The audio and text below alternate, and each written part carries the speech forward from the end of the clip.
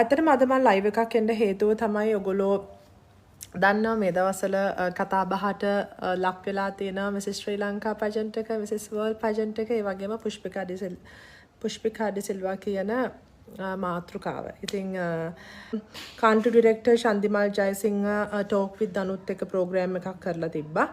ඉතින් එතනදී චන්දිමල් ජයසිංහ මුල ඉඳන්ම ප්‍රෝග්‍රෑම් එක ඉවර වෙනකම්ම සම්පූර්ණයෙන්ම අසත්‍ය ප්‍රකාශනයක් කරලා තිබ්බේ. මම එතන හුණා චුච්චුක් ගෑවා.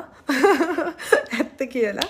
ඉතින් මගේ දෙමාපිය මට එයාපෝට් එකේදී ඇත්තටම යන්න කලින් ගෙදරින් යන්න කලින් මට කියපු දේ තමයි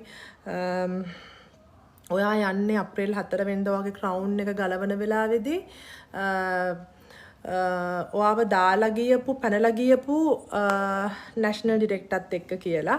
ඉතින් ඔයා හරිම පරිස්සම් වෙන්න. ඉතින් ඒ අවස්ථාවේදී විතරක් නෙමෙයි මං හිතන්නේ ගොඩක් තැන්වලදී ආ පැනලා ගියපු කෙනෙක් ශන්දිමල් ජයසිංහ කියලා කියන්නේ. ඒක ගොඩක් දෙනෙක් දන්නව ඇති මම මේ මොනා ගැනද කතා කරන්නේ කියලා. ටෝක් විත් දනු ප්‍රෝග්‍රෑම් එකේදී චන්දිමල් ජයසිංහ කතා කරන්නේ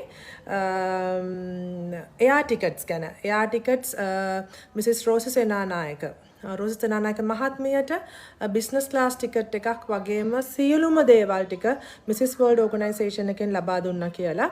එතනදී කියනවා ඔහු එයා ටිකට්ස් එතකොට රෝසි සේනානායක මහත්මියට ශන්දිමල් ජයසිංහට එයා ටිකට්ස් ඔක්කොම ඒගොල්ලෝ වියදම් කරගත්තා ඕගනයිසේෂන් එකෙන් අරන් දුන්නා කියලා.